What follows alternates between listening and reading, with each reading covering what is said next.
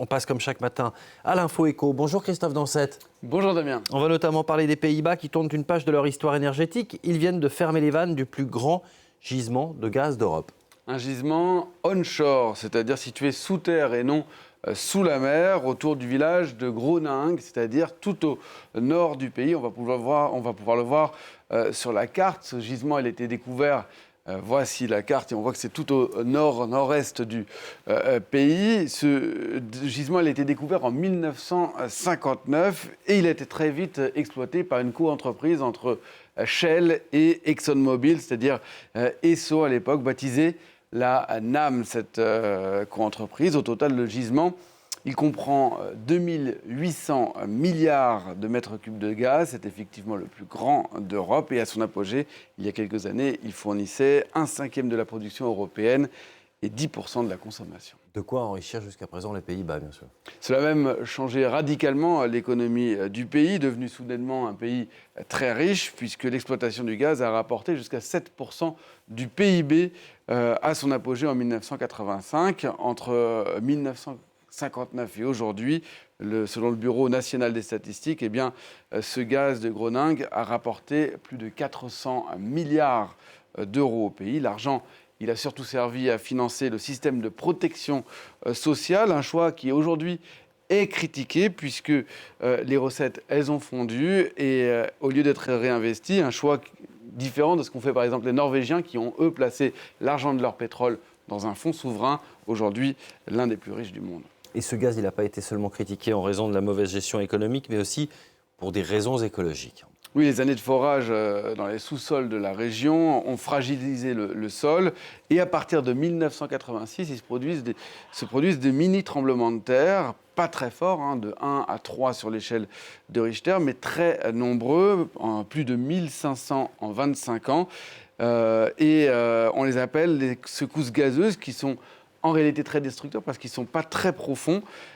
Et ça provoque des fissures dans les maisons. Sur 327 000 foyers dans la région, la moitié au moins aurait été endommagée, avec pour conséquence aussi des troubles psychologiques pour les habitants. Un fonds d'indemnisation finit par être mis en place et il a déjà versé plus d'1,5 milliard d'euros de compensation. Ouais, mais la souffrance des habitants, pour autant, n'est pas vraiment prise au sérieux.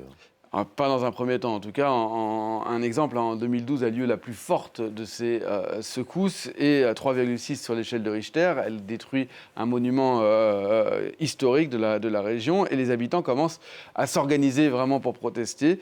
Et ils dénoncent ce forage. Et bien l'année suivante, la NAM, elle augmente sa production à un niveau record. Vous voyez le résultat. Cela rompt en tout cas la confiance entre les habitants de la région et le gouvernement. Les premiers demandent la fin des extractions gazières. Ils manifestent très régulièrement et ils ne seront entendus qu'en 2018, année où le gouvernement va décider la fin de l'extraction de gaz dans les années qui suivent.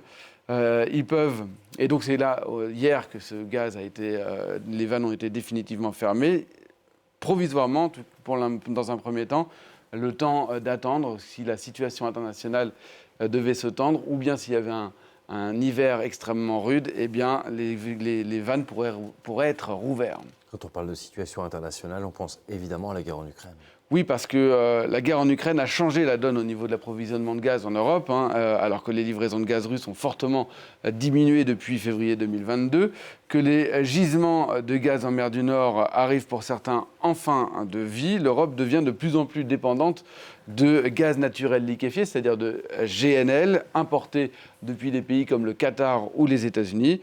Les Pays-Bas se réorganisent puisqu'ils vont ouvrir deux terminaux de GNL à Rotterdam et justement dans cette région du Nord autour de Groningue, qui veut devenir d'ailleurs cette région un centre dans le domaine de l'énergie renouvelable avec de nombreuses entreprises qui sont en train d'ouvrir. Elle va jouer un rôle central à ce niveau et aussi les installations comme les pipelines pourront être à l'avenir réutilisées pour transporter de l'hydrogène. Là aussi, cette région veut devenir un hub d'hydrogène vert. Christophe Dansette pour l'Info Éco. Merci beaucoup Christophe et merci à vous de nous regarder sur France 24 et France Info.